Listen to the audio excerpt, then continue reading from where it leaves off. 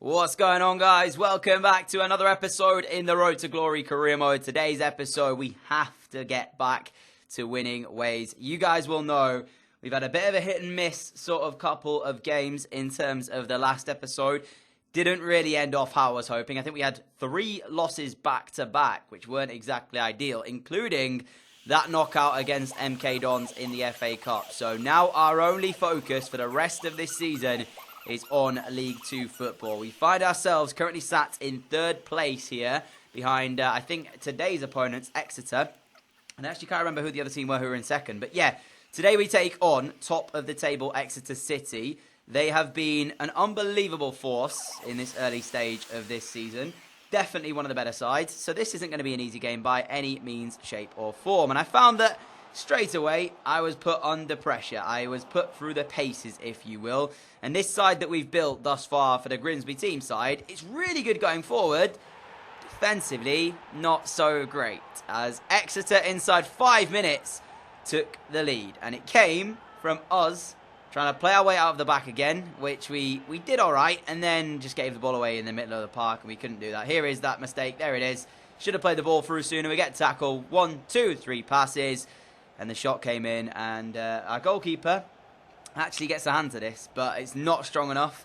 And all he can do is push it into the top corner.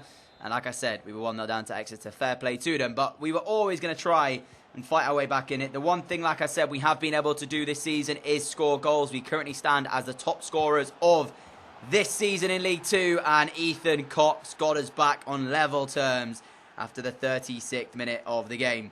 No issue scoring the goals. It's just been that concentration at the back and keeping calm as well and not giving away the ball in stupid areas. And the one thing I brought Ross Sykes in, our centre-back that we signed from Accrington, to do was to try and be a bit more of a prominence in the air. Like going forward, I was going to try and use him on the corners, obviously, and see if I can't try and pick him out nearly every single time. He stands, of course, 6'6", so that's pretty much the reason why I'm trying to pick him out from corners. But I also was hoping that it was going to help us in terms of conceding from crosses, which is one thing that I struggle with at the beginning of this year's FIFA. So we were looking to try our hardest to bring in somebody big. We did that, but then in doing so, it seems like we're making mistakes more than often to concede goals. Now, this was a really nice move. If only we could have finished it. Hooper getting in and shooting across the goalkeeper, but it was well saved in the end. Like I said, frustrating we weren't into the game 2-1.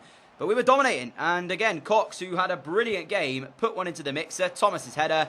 That was a brilliant save from Exeter's goalkeeper. So as soon as I saw that, I was like, we need to make a few changes. Ethan was looking a little bit worse for wear. You can see his fitness very, very low. Ben Pringle on the bench as well because he didn't start the game due to his fitness, although he is one of our danger men. So I brought him on with 13 minutes to go looking for a winner. And to be honest, we were the more likely to get it. We were the better side here. Exeter really didn't threaten too much after going 1-0 in front. Thomas should have got us it. You can see on another day, he'd have curled that top corner. We would have been winning the game 2-1, and we'd have got ourselves 3 points. But that wasn't today. Ben Pringle finding our teammate there down the left-hand side. Number 7 cuts inside towards Thomas. Shooting, saved again by the goalkeeper. And that would be the final chance of the game. So, like I mentioned, it was frustrating because of the fact that we were the better side there. But if you'd said to me before kickoff, the way that Exeter have played, you will get a 1-1 draw from this game, I probably would have taken that. So, I can't complain. At least we didn't lose the game. Having gone 1-0 down, at least we came back to draw it and at least pick up something from the game itself. Next up was a visit of Mansfield. As you can see, again, switching around the side. The only players really that are going to keep their place will usually be our goalkeeper, McNamee, who I think I'm saying correctly now. You say McNamee, but I did get a comment saying that I'd said it wrong, and it's actually McNamee. So, yeah, I apologise for that. But regardless, another draw. 2-2 it finished with Mansfield. So, again, no victory there. But I suppose we did sim it, so it's all fairs in the end of that one.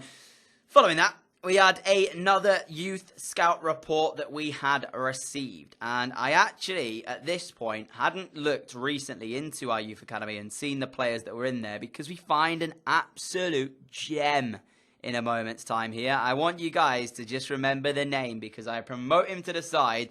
You're going to see it in just a moment's time, honestly. When I seen it, I was like, what on earth is happening in here? How is he gone completely past me? He's right there. Ronnie Jansen is our scout future star. His potential is now down at 77 to 83. Don't actually think he's going to get involved. But Ethan Shaw, ladies and gentlemen, a centre attacking midfielder who stands at 5'11", already 65 rated. There's also Max Jackson as well, by the way, comes in at right back. Already 65 rated, a potential of 70 to 90.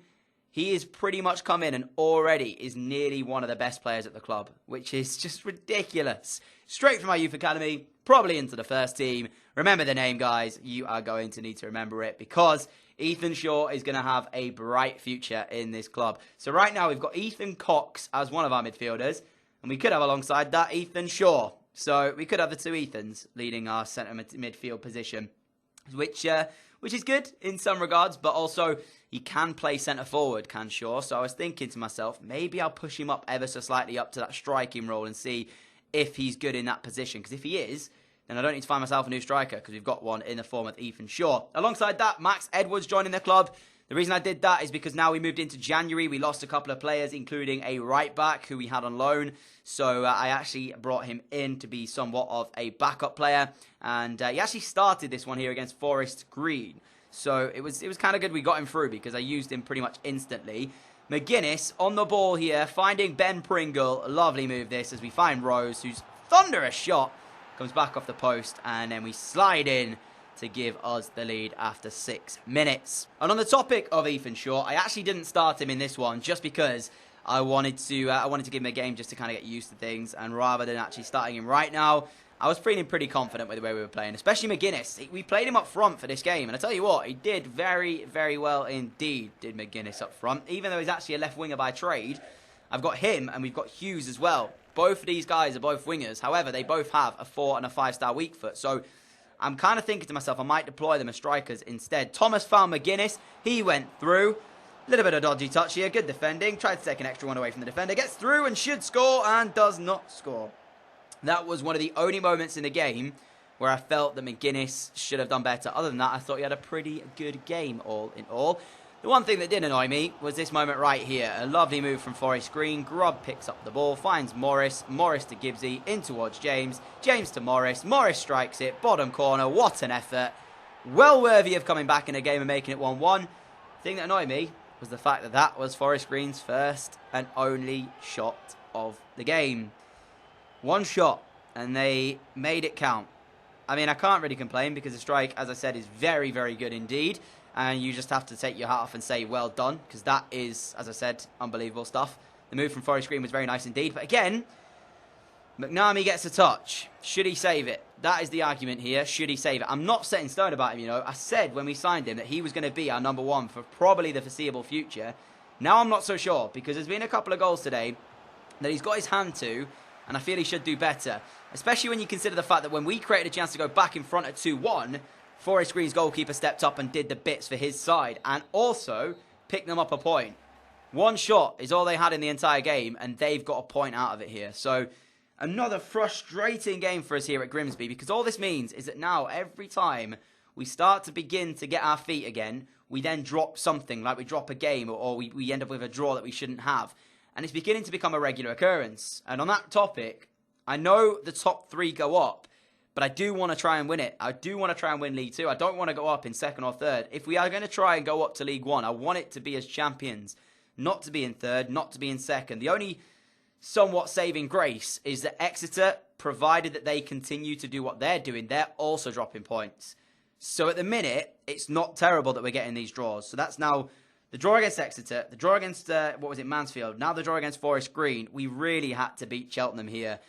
And Cheltenham at the minute, they weren't doing too badly. They were in the top 6 of this League 2 campaign. So although we had to win this game, it was going to be tough. And we had to just basically pull out all the stocks that we could, name our strongest starting 11, and try to do what we can to get ourselves in front. Unfortunate there that ball from Ben Pringle did not find its way through to McGuinness, but we get a corner, we put it in, and there was Big Sykesy with the header. But unfortunately, it was off the top of the crossbar. It just didn't nestle into the back of the net. For the minute, I thought he'd got himself a goal here. He did exactly what I wanted. That's why I brought him in, to be the threat from a corner.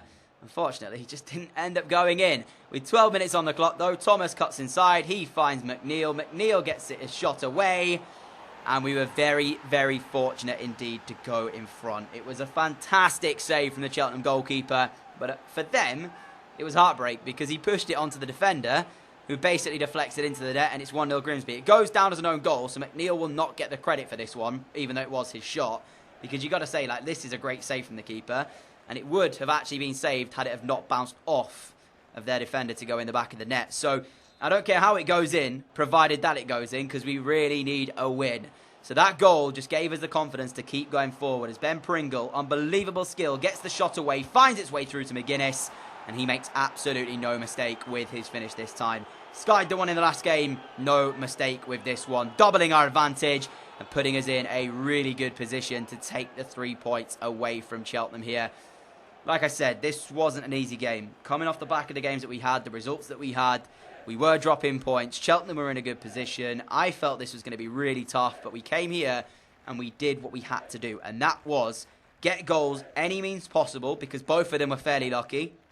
The first one, a deflection, obviously off the defender to go in. The second one, the ball bounces straight to McGuinness' path, who simply can't miss. So you just got to take your look when it's coming to you. But McGuinness finds Thomas. Thomas lays it off to McNeil. McNeil, there was arguments about his first goal, which didn't get credit to him because of the own goal. But this one definitely is his goal. 30 minutes to go. Smashes it into the top corner. And that is 3 points secured. There was nothing that Cheltenham could do from this position right now that would change the way this game was going to finish. I knew these 3 points were coming back with us, and Grimsby were heading back to winning ways, which is pretty massive when you consider the fact that Exeter are dropping a few points recently. It's very close at the top between the top 3. I'm not sure who the other side is, but I know there is Exeter and ourselves in there. But yeah, like I said, it's very, very close. We can still take the top spot in this division. We just need to keep and try and find a run of games where we win. That's basically the aim. So for the moment, good win, 3-0, clean sheet, 3 goals. Goal scoring is not our problem, it's defending. Up next was Macclesfield, having already won that game there, decided to sim it. They were 23rd going into this game, second from bottom, so we should be able to beat them. Shaw gave us the lead in the game. It was his debut as well. Rose equalises for Ben Pringle, made it 2, and then Ethan Cox made it 3. So another 3 points there against Macclesfield, heading into the derby against Lincoln. Now, Lincoln are 15th going into this. The beginning of the season, we'd sim this game, and I totally forgot that it was a derby game. I should have played it, but I didn't. I can't remember how that result finished. I don't know if we got a draw or a loss. We didn't win it, I know that for sure, but I can't remember exactly how that one finished. So I felt like we had to play this. It is a derby. You guys all enjoy a derby day, so here it is for you all. Lincoln taking on Grimsby Town, and all I'm going to say is I felt very, very confident. Ethan Shaw plays it to Ben Pringle. Pringle shoots, well saved goalkeeper. Pringle gets the second bite at it. It's deflected behind for a corner, but nothing came of the corner. We were piling on the pressure from the offset. Hall Johnson down the right puts a great delivery in towards Ethan Cox, whose diving header narrowly goes over the top of the crossbar, but it was all Grimsby. All Grimsby for the first sort of half an hour-ish, you know, more than that probably, up until half-time. We were on top, but then, 26 minutes in, Lincoln, you saw it against Forest Green. Forest Green created one chance and scored it. Lincoln did exactly the same. After the pressure we created, the dominance we'd had, Frecklington put the home side ahead. And if you watch this back, it's one of the more stupid goals I've conceded in this series thus far. The pass here is completely mishit from the Lincoln player, which means the ball runs through into the path of Frecklington, who doesn't mishit it. And it's a great strike to give him the lead, but I just found it so comical at the fact that the way it even falls through to him is because the initial first shot is completely missed the ball, is the guy who's ended up trying to shoot it. So I just found it really funny, if I'm being honest with you. At the time, I was kind of annoyed, because obviously going 1-0 down is not ideal, but Ben Pringle pulled us back on level terms with 10 minutes to go. So looking back on it, I can laugh at it now because of the fact that we've just equalised, but at the time I wasn't very happy with the way we went a goal to 0 down. But Ben Pringle, our saviour, got us back in the game, and this guy obviously is on loan. I am going to try and sign him, so we've got about £1 million in the budget to work with right now. I don't know when his loan deal ends. I should have checked that out. But if you do want me to make any signings, do leave a comment. I have taken a look back at a couple of episodes previous to see some of the suggestions that were on show and that sort of stuff. I've shortlisted quite a lot of them. The only problem is a few of them costing a little bit more money than we've got. We've only got about 900k to spend, up to $1 million. So I can only really go for like 65 rated players or less, pretty much. But if you have got a suggestion and I haven't already looked at them, then do leave it down below. I will take another look at them. I have seen, as I said, comments over the previous episodes, so don't worry if you put it on a past one. I have seen it. I'm not going to show you the shortlist just yet, because next episode we're going to do a more in-depth transfers, kind of thing, so we can take a look at who's going to come in and such. But as we end the episode off, it looks like this for the league table. 29 games played. We sit second, behind Exeter, who sit first. Bury in third with a game in hand. Provided they win that game in hand, they will move on to 53. So the top three will be separated by a single point.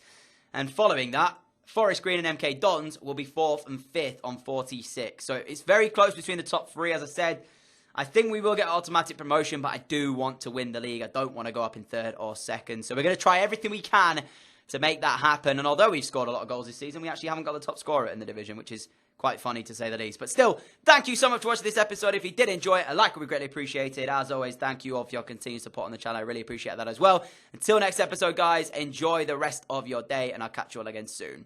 Adios.